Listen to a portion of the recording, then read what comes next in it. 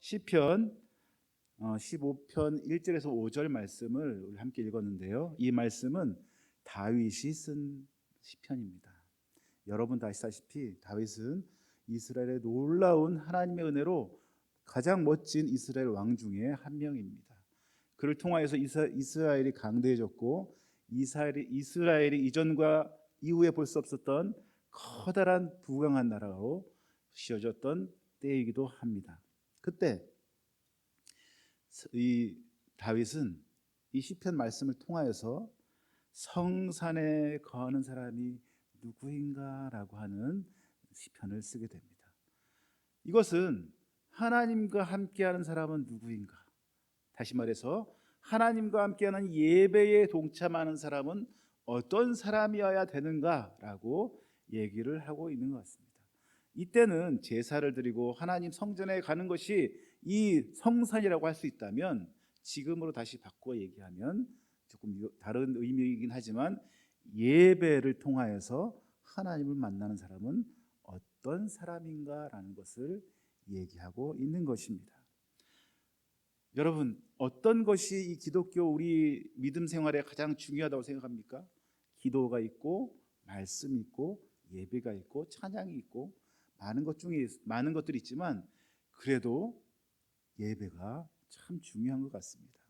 그런데 예배를 드리기 위해서 그냥 몸만 와 있는 사람들이 이 세상에는 너무 많은 것을 제가 느끼게 됩니다. 그래서 전심으로 하나님 앞에 달려가기보다는 주일이 되어서, 그리고 그냥 해왔던 것이기 때문에 그냥 내 생활이 익숙해서 주일만 되면 성경책 들고 교회 오는 사람들이 있는 것 같습니다. 그런 사람들의 특징은 뭐냐면 하나님 앞에서 공동체에 들어가기 싫어합니다. 그리고 가만히 예배만 드리고 빠져나와서 6일 동안은 자기 마음대로 멋대로 생활하는 사람들이 많이 있는 것을 보게 됩니다. 이런 사람들은 조금만 교회 가는 것을 부담스러워합니다. 왜냐하면 서로 알기 때문에 서로에게 자기를 드러내야 되는 것이 부담스럽기 때문에, 이런 사람들의 특징은 뭐냐면 큰 교회 가서 예배 시간에 잠시 앉아서 예배드리고 나오는 것이 내 신앙의 모습을 다 했다라고 생각하고 신앙생활을 이어가는 사람이라고 생각합니다.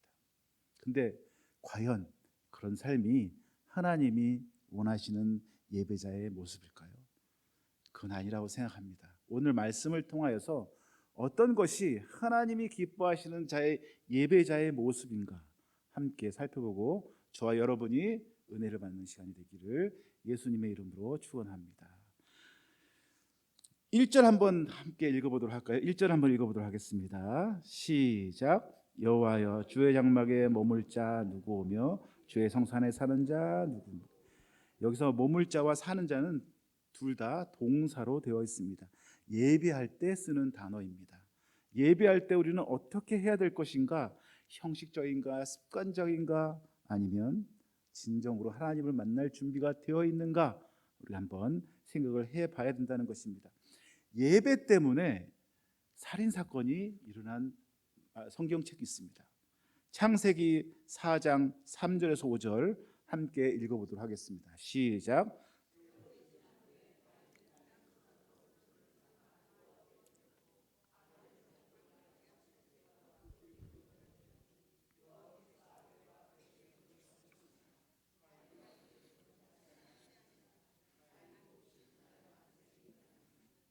여기도 가인과 아벨 얘기가 나오는데 둘 다 하나님께 제물을 드리고 예배를 드렸습니다.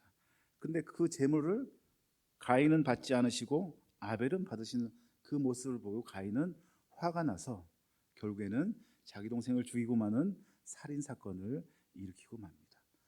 예배가 무엇이기에 한 사람의 생명을 없애버리는 그런 안타까운 일까지 일어나게 될까요? 예배는 정말 중요하기 때문에 그런 것 같습니다.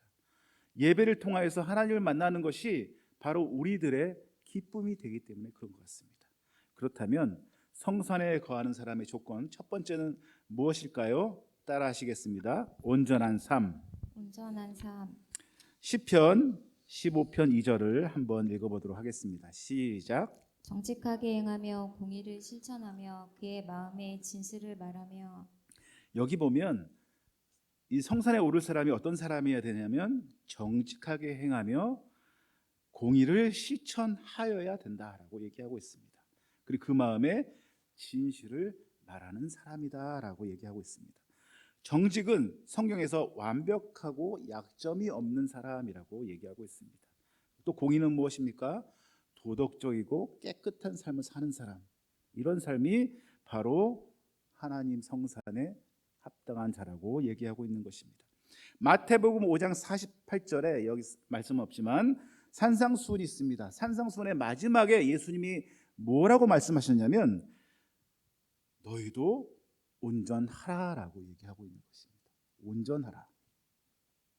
미가서 6장 8절을 한번 읽어보도록 할까요? 미가서 6장 8절 시작. 사람아, 주께서 선한 것이 무엇임을 내게 보이셨나니 여호와께서 내게 구하시는 것은 오직 정의를 행하며 인자를 사랑하며 겸손히 내 하나님께 함께 행하는 것이 아니냐.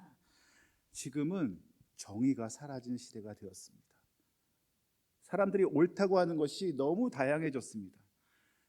모든 사람들, 많은 사람들이 옳은 것이 아니라 내가 옳다고 생각하면 옳은 것인 시대가 되어버리고 말았습니다.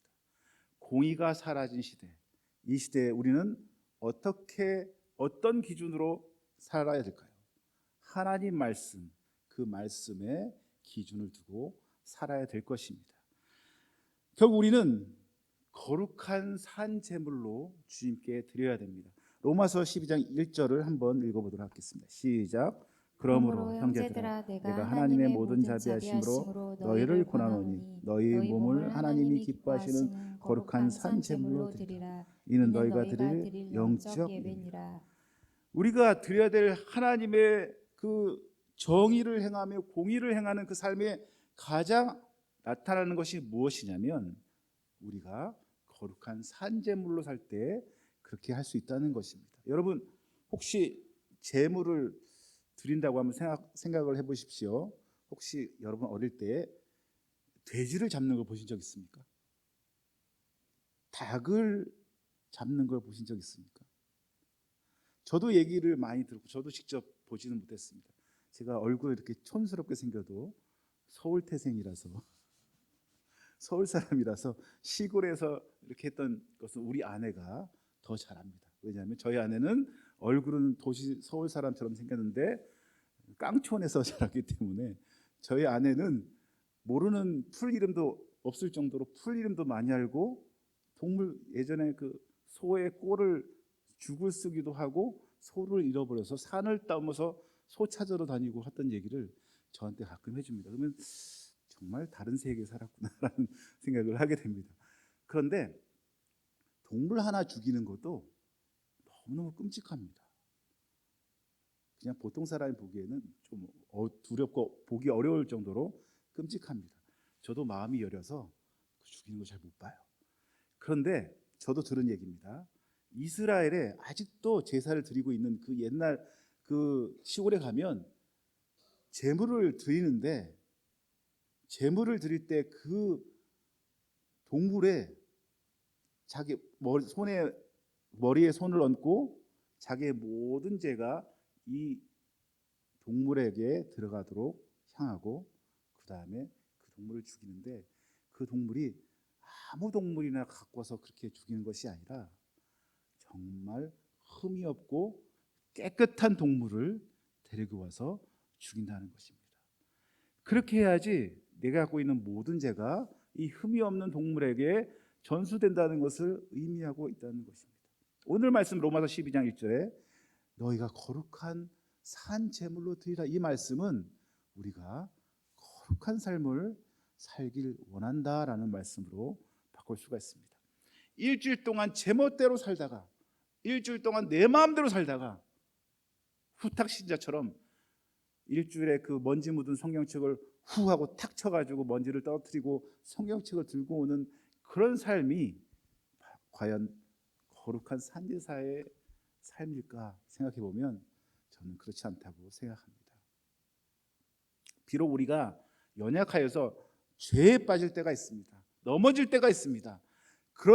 그런데 넘어지고 죄를 질 때마다 이거 잘못된 것이야, 하나님이 나와 동행하시고 내가 이렇게 하나님 앞에서 살면 안 되라고 생각하는 사람과, 이건 뭐 세상 사람도 똑같이 하는데 뭐 이 정도는 괜찮아, 이렇게 여기는 사람과의 차이는 엄청난 차이라고 생각합니다. 우리는 하나님 앞에서 겸비되고 준비된 산제물로 날마다 겸비하며 공의를 지키며 공의를 세우며 살아가야 되겠습니다. 그렇다면 어떻게 하면 공의를 세울 수 있을까요? 로마서 12장 2절을 한번 읽어보도록 하겠습니다. 시작. 의인은 이 세대를 본받지 말고 오직 마음을 새롭게 함으로 변화를 받아 하나님의 선하시고 기뻐하시고 온전하신 뜻이 무엇인지 분별하도록 하라. 네, 이런 삶을 사는 것이 정말 주님이 원하시는 삶이 아닐까 생각합니다. 하나님이 선하시고 기뻐하시고 온전한 뜻이 무엇인지 분별하는 삶. 그런데 그 전에 전제될 것이 있습니다. 그게 뭐냐면 변화를 받아. 이 변화를 받아라는 뜻은 현재형으로 돼 있어서 날마다 매일 변화가 된다는 얘기입니다. 옛날에 내가 변화되었어. 예전에 정말 울면서 기도했고 회심해가지고 내가 예수님을 믿었지. 그런 생각으로 사는 것이 아니라 어제도 그랬고 오늘도 그랬고 내일도 내가 변화될 것을 기대하며 사는 것이 바로 거룩한 산지사의 제물임을 기억해야 될 것입니다. 어떤 사람이 성산에 오를 수 있습니까? 두 번째입니다. 따라하시겠습니다. 올바른 이웃과의 관계. 올바른 이웃과의 관계. 첫 번째는 내 자신이 올바른 삶을 살아야 한다고 말씀드렸습니다. 두 번째는 이웃과의 삶도 만만치 않다는 것입니다. 나 혼자 산다면 잘하고 살죠. 근데 문제는 내 옆에 누군가가 있다는 것입니다. 원수 같은 남편이 있을 수도 있고 때리고 싶은 자식이 옆에 있을 수도 있고 정말 이웃이 나를 괴롭게 하는 경우도 있고 여러 경우가 있습니다. 저도 경험해 봤는데요. 옆에 아파트 옆집에서 개가 그렇게 우는데 너무 짜증이 나더라고요. 사람도 아니고 동물 때문에 그 짜증이 많이 나는 경우를 많이 봤습니다. 심지어 그 동물 때문에도 짜증이 나는데 사람, 이 말로 하는 사람이 얼마나 스트레스를 많이 주겠습니까? 그런데 성경의 많은 부분에서 이웃에 대해 올바른 관계를 맺으라고 적혀 있는 부분이 너무나 많습니다. 십계명도 그렇습니다. 하나님의 이름을 망령되이 일컫지 말아라고 하신 것이 하나님을 향한 것인 줄 알았는데, 우리가 서로 계약할 때 하나님 이름 걸고 계약하자. 이것이 바로 하나님 이름을 망령되이 일컫는 것이라는 것을 제가 알게 되었습니다. 왜냐하면 사람의 계약은 언제 깨질지 모르는데 그 깨질지 모르는 것을 하나님 이름을 걸고 한다는 것이 하나님 이름을 망령되이 일컫는 거나 마찬가지라는 것이죠. 그리고 여러분도 아시다시피 5장 5번째부터 10번째까지는 이웃을 위해서 십계명이 적혀 있다는 것을 알 수 있을 것입니다. 도둑질하지 마라, 간음하지 마라, 거짓 증언하지 마라. 전부 다 나의 이웃을 통해서 하지 말라고 하는 것을 십계명에 적혀 있다는 말씀입니다. 예수님도 마찬가지로 말씀하셨습니다. 내 이웃을 내 몸같이 사랑하라. 원수같이 나에게 다가올지라도 사랑하라라고 얘기를 했습니다. 그리고 내가 너를 사랑한 것 같이 너희도 서로 사랑하라, 이렇게 말씀하셨습니다.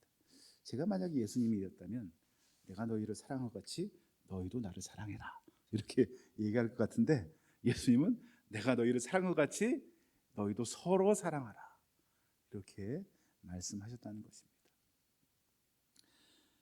어떤 죄를 많이 지은 여인이 고해성사하러 갔습니다. 예전에 중세시대에.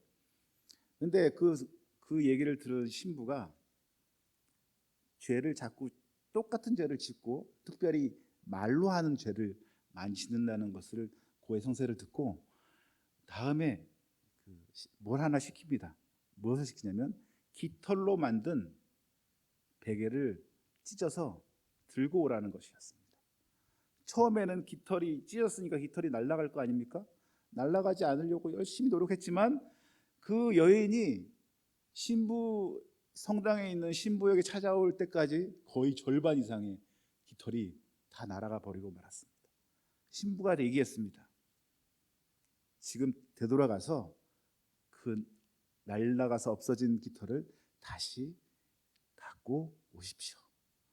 그러니까 여인은 너무 황당해서 어떻게 할 수가 없었습니다. 왜냐하면 그 깃털이 제자리에 있는 것이 아니라 바람만 조금만 불면은 금방금방 멀리 날아가 버리고 말았기 때문입니다. 그렇게 할 수 없습니다, 신부님. 이렇게 얘기하니까 그 여인에게 신부가 이렇게 얘기했다고 합니다. 말도 마찬가지입니다. 우리가 내뱉은 말은 절대로 다시 갖고 올 수가 없습니다. 깃털이 날아가서 없어진 것처럼 그 말은 다시 내 입으로 가져올 수 없기 때문에 항상 말을 조심해야 됩니다 라고 얘기했다고 합니다. 우리는 이 말 때문에 상처를 입고, 말 때문에 살인도 벌어지고, 말 때문에 이웃과의 관계가 깨지기도 합니다. 저도 말 때문에 상처를 많이 받았어요. 너무 잘생겼다, 이런 얘기를 들어본 적이 없습니다. 뚱뚱하다, 이런 얘기는 많이 들어봤지만 아무튼 저는 너무 많이 들었기 때문에 그런 말 가지고는 상처가 되지 않습니다. 하지만 많은 사람들이 이 말 때문에 우울해지고, 말 때문에 자기 생을 스스로 마감하는 그런 사람들이 많아지고 있습니다. 결국에는 이 말 때문에 이웃과의 관계가 깨지고 마는 상태를 많이 볼 수가 있습니다. 야고보서 3장 6절을 한번 시편 15편 3절을 한번 읽어볼까요? 시작. 그의 혀로 남을 허물하지 아니하고 그의 이웃에게 악을 행하지 아니하며 그의 이웃을 비방하지 아니하며. 여기 보면 그의 혀로 남을 허물하지 아니하며가 제일 먼저 나오고 있습니다. 야고보서 3장 6절 한번 읽어보겠습니다. 시작. 혀는 곧 불이요 불의의 세계라. 혀는 우리 지중에서 온몸을 더럽히고 삶의 수레바퀴를 불사르나니 그 사르는 것이 지옥불에서 났는지라. 얼마나 무서운지 이 혀에서 나오는 그 나쁜 말이 지옥불에서 나는 것 같다라고 얘기하고 있는 것입니다. 그렇기 때문에 우리가 말실수를 영원히 하지 않겠다 이렇게 할 수는 없습니다. 하지만 주님 안에서 우리가 말을 더 생각하고 아주 아름다운 말, 제가 늘 하는 말인데 옳은 말보다는 좋은 말을 합시다라고 얘기를 합니다. 왜냐하면 옳은 말이 상대방에게 상처를 줄 수가 있습니다. 잔소리가 그렇잖아요. 내가 잘못된 말을 했어? 난 좋은 말 했어. 맞는 말 했잖아. 왜 맞는 말을 했는데 네가 왜 말을 안 들어? 이렇게 잔소리를 합니다. 이것은 맞는 말이죠. 잔소리의 그 정의가 맞는 말인데 기분 나쁘게 들리는 것, 이것이 잔소리라고 합니다. 맞는 말인데 기분 나쁘게 들리는 것이 잔소리라고 하더라고요. 근데 맞는 말을 좋은 말로, 남을 살리는 말로, 남을 높이는 말로 이렇게 했으면 좋겠습니다. 그러면 우리 말만 조심하면 되느냐? 아닙니다. 시편 15편 4절 한번 읽어보도록 하겠습니다. 시작. 그의 눈은 망령된 자를 멸시하며 여호와를 두려워하는 자를 존대하며 그의 마음에 소원하는 것을 해로울지라도 변하지 아니하며. 여기서 제가 좀 집중하고 싶은 것은 그의 눈은 망령된 자를 멸시하며라고 한 말씀입니다. 이 망령된 자는 어떤 말씀이냐면 주님을 싫어하는 영이 망한 자, 그 주님을 싫어하는 사람들을 통틀어서 망령된 자, 영이 망한 자니까. 근데 그 위에는 누가 있냐면 사탄이 있습니다. 우리가 사탄을 싫어하는 그런 눈을 갖고 있어야 되는 것입니다. 잘못된 것을 보고 좋으면 좋은 거지 하고 넘어가는 경우가 우리 교회 안에 너무나 많이 있는 것을 봅니다. 아닙니다. 잘못된 것은 개인적으로 찾아가서 건면해야 됩니다. 근데 함부로 건면했다가 상처받고 다시는 우리 교회 안 나올 거야 이런 사람이 있을까 봐 너무 걱정되시죠? 그럴 경우도 있습니다. 하지만 기도하고, 제일 좀 어렵다 싶으면 금식까지 하면서, 공개적으로 얘기하면 안 됩니다. 잘못된 것이 보이면 개인적으로 가서 고치도록 하는 것이 좋습니다. 교회에서 지금 진리가 사라져가고 있다고 얘기합니다. 은혜만 남아 있다고 얘기하기도 합니다. 올바른 교회의 모습이 아닌 것 같아요. 히브리서 12장 15절에서 16절 한번 읽어보도록 하겠습니다. 시작. 너희는 하나님의 은혜에 이르지 못하는 자가 없도록 하고 또 쓴뿌리가 나서 음행하는 자와 혹 장자라는 명분을 판 에서와 같이 망령된 자가 없도록 살피라. 여기 보면 음행하는 자와 한 그릇의 음식을 위하여 장자의 명분을 판 에서와 같이 망령된 자가 없도록 살피라라고 얘기하고 있습니다. 이것은 뭐냐면 음란한 자는 이해하겠어요. 성적으로 잘못된 것이니까. 근데 한 그릇 음식의 장자의 명분을 판 자는 무엇일까요? 내 마음대로 예수님을 믿는 사람이 되었다가 안 믿는 사람 되었다가 이랬다가 저랬다가 자기가 원하는 대로 신앙생활을 하는 사람이라고 생각합니다. 내가 하나님의 장자야라고 분명히 알고 있어야 되는데 나는 장자가 아닌가 봐. 이 크리스찬의 삶이 하나님 자녀가 아닌 것 같아. 왜냐하면 그런 삶을 그렇게 생각하면서 멋대로 살아가는 삶, 이런 것을 우리가 살펴야 된다는 것입니다. 혹시 그런 사람이 있다면 권면해 줘야 된다는 것입니다. 예수 믿는 것이 창피한 사람이 있습니다. 알고 봤더니 장로였어. 알고 봤더니 집사였어. 이런 사람들이 너무 많은 것 같아요. 행동은 그렇게 안 믿는 사람하고 똑같이 행동하다가 나중에 교회에서 만나면 얼마나 창피하겠습니까? 그런 사람이 되지 않도록 해야 된다는 것입니다. 여러분, 이단 중에 이단이라고 우리가 이제 형명한 그 다락방이라는 단체가 있습니다. 다락방에 지난 10월 달에 큰 문제가 있었어요.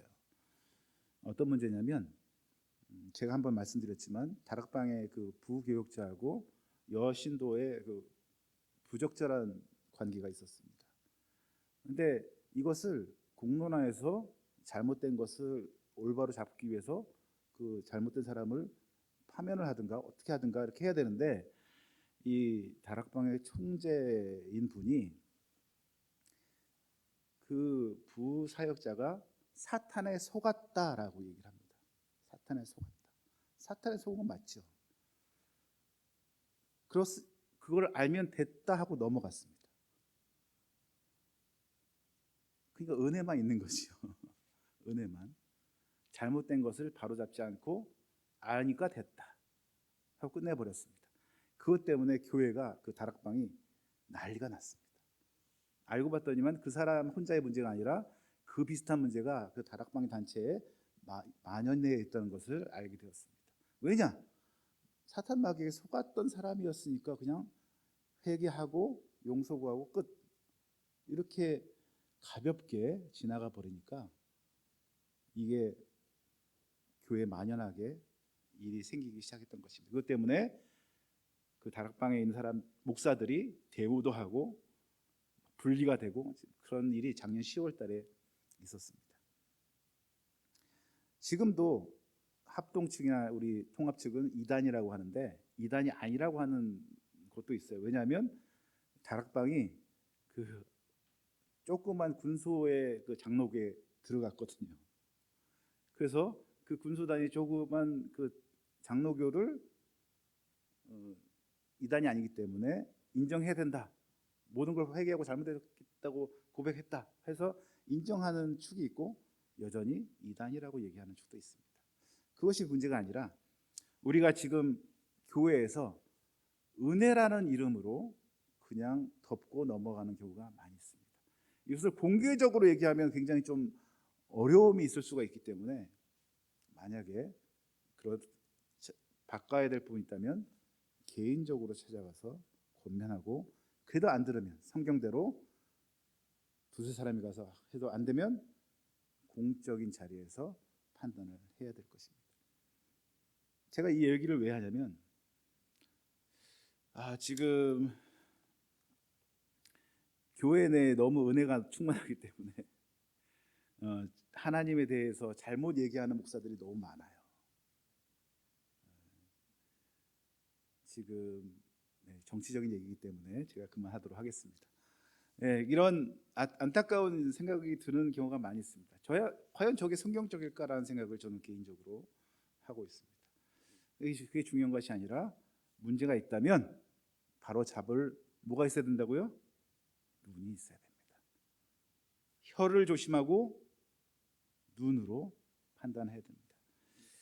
그래서 그 올바른 이웃과의 관계에서 그 사람과의 좋은 관계를 맺어야 되지만 또 한 가지 잘못된 것은 바로 잡아야 된다는 것을, 그래야지 정결하고 깨끗한 모습으로 우리가 주님 앞에 설 수 있다는 것을, 거룩한 산제사가 될 수 있다는 것을 기억해야 됩니다. 세 번째입니다. 따라하시겠습니다. 소유에 대한 올바른 가치관. 원래 두 번째와 세 번째는 한 가지로 연결되어 있습니다. 이 당시에 많은 부자들이 가난한 사람에게 고리대업을 했습니다. 그것이 잘못됐다고 얘기를 하고 있는 거예요. 근데 그것을 좀 따로 떼어서 돈에 대해서, 소유에 대해서 얘기를 하고 싶습니다. 저는 굉장히 조금 이 돈을 많이 가진 사람을 굉장히 좀 안 좋게 생각하는 경우가 있었어요, 예전에.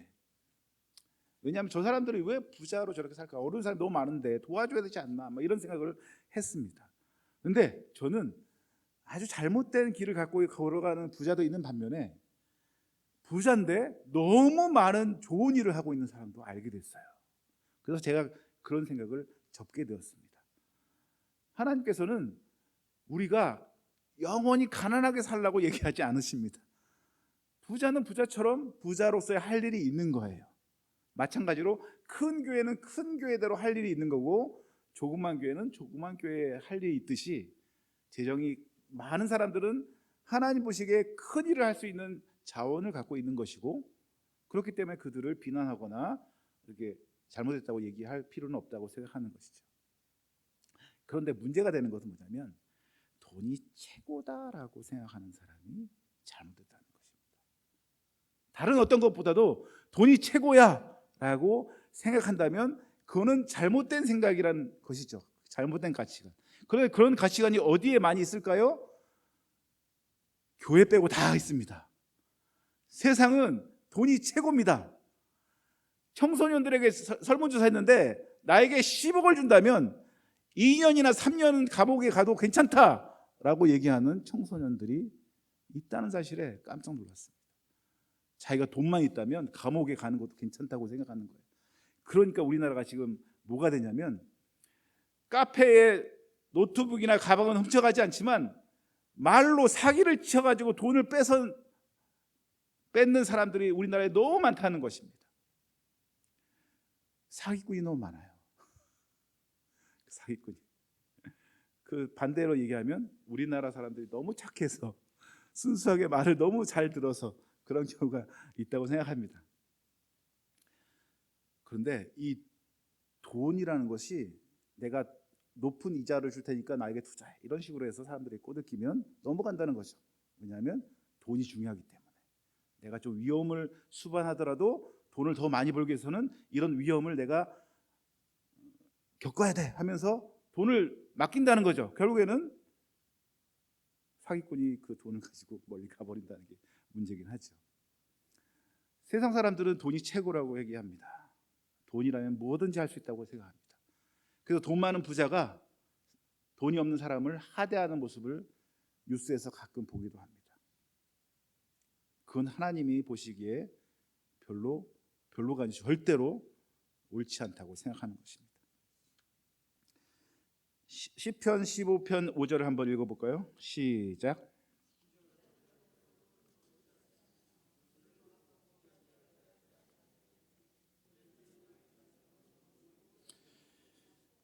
여기 보면 이자를 받으려고 돈을 꾸어주지 아니하며, 이런 사람이 많았다는 겁니다. 이 당시에 이자를 받으려고 돈을 꾸어주는 사람이 많았다는 것을 얘기하고 있습니다. 또 무지한 자를, 뇌물을 받고 무지한 자를 해하지 아니하는 자, 이 당시에 많았다는 것입니다. 뇌물을 받고 무지한 자가 죄가 있다고 선포하는 재판관이 많이 있었다는 것을 얘기하는 것입니다. 이런 자가 되지 말라라고 성경에 나와 있는 것입니다. 근데 그것이 지금도 동일하게 똑같이 행해지고 있습니다. 돈이라면 무엇든지 가능하다고 생각하는 사람이 너무나 많습니다. 제가 아까도 말씀드렸듯이 돈을 벌지 말아라 라고 얘기하는 것이 절대로 아닙니다. 하지만 만약에 많은 돈을 번다면 이 돈을 어떻게 쓸 것인가, 어떻게 사용할 것인가, 하나님 앞에서 다시 한번 곰곰하게 생각해 보라는 것입니다. 마태복음 6장 24절을 한번 읽어보도록 하겠습니다. 시작.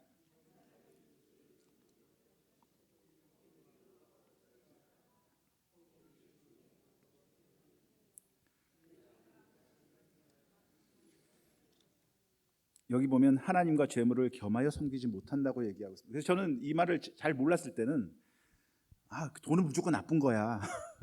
돈은 정말 악의 중심축이구나 이렇게 생각했습니다. 근데 그게 아니고 재물을 섬기는 사람이 잘못됐다는 것을 얘기하고 있는 것입니다. 하나님과 재물을 동시에 섬기지 못한다는 것은 무슨 뜻입니까? 재물을 섬긴다는 사람이 있다는 것입니다. 재물을 섬긴다는 것은 무엇입니까? 내가 재물을 위해서 뭐든지 할 수 있어, 마치 하나님처럼 뭐든지 할 수 있어 라고 생각하는 사람이 있었다는 것입니다. 마치 재물이 하나님처럼 생각하는 사람, 그렇게 살지 못할 거라고 얘기하고 있는 것입니다. 말씀을 좀 정리하도록 하겠습니다. 성산에 거하는 사람, 예배에 온전히 드려지는 사람, 이런 사람은 어떤 사람일까요? 첫 번째로 내 마음과 몸이 온전한 삶, 그리고 두 번째는 이웃과의 관계에 온전하게 살아가는 삶, 말과 눈으로 옳은 것을 옳다고 얘기하고 대신 옳은 말보다는 좋은 말로 서로 사랑하고 기쁨으로 하나 되는 삶, 마지막으로 소유에 대한 올바른 가치관, 이런 생각을 가진 사람만이 예배에 합당한 자라는 뜻입니다. 너무나 부담스럽죠. 특별히 저는 이 재정에 대해서 굉장히 안 좋은 생각을 가지고 있습니다. 어떤 생각이었냐면 나는 주님의 사람으로 부름받은 사람이야. 나는 그래서 청렴 결백해야 돼. 청렴 결백한 건 정말 옳은 생각이에요. 근데 나는 없이 살아야 돼. 나는 부족하게 살아야 돼. 나는 돈이 없어도 이렇게 사는 것이 맞아. 너무 이렇게 생각하다 보니까 나는 그렇게 살아도 되는데 제 아내와 애들까지 고생하고 있다는 사실을 알게 되었습니다. 그것이 바로 청빈한 삶이 그런 삶이 아니란 사실을 알게 되었어요. 내가 목회자로 부름을 받고 청빈한 삶을 산다는 것은 어떻게 보면 하나님 앞에서 내가 그렇게 살겠습니다라고 얘기하는 건 맞습니다. 근데 그 삶이 잘못된 것으로 생각돼서 아주 지질이 궁상처럼 살아야 된다 이런 뜻은 아니라는 사실을 나중에 알게 됐습니다. 그래도 양복이라도 입고 서야지 설교를 할 수 있겠죠. 그리고 아내와 아이들을 잘 꾸려나가는 것이 어떻게 보면 다른 사람 보기에도 저 사람은 하나님을 믿는 사람으로서 올바르게 잘 살고 있구나라고 생각할 정도로는 살아야죠. 너무 없이 살면은 하나님께 영광이 되지 않는 사실을 제가 알게 되었습니다. 우리는 이런 세 가지 영역에서 헤어날 수가 없습니다. 믿는 사람으로서는 이 세 가지 영역을 꼭 기억하고 우리가 성산에서 주님을 위해서 열심을 다해 살아가는 아름다운 삶이 되기를 바라면서 주님이 원하는 삶 끝까지 승리하며 살아가는 저와 여러분이 되기를 예수님의 이름으로 축원합니다.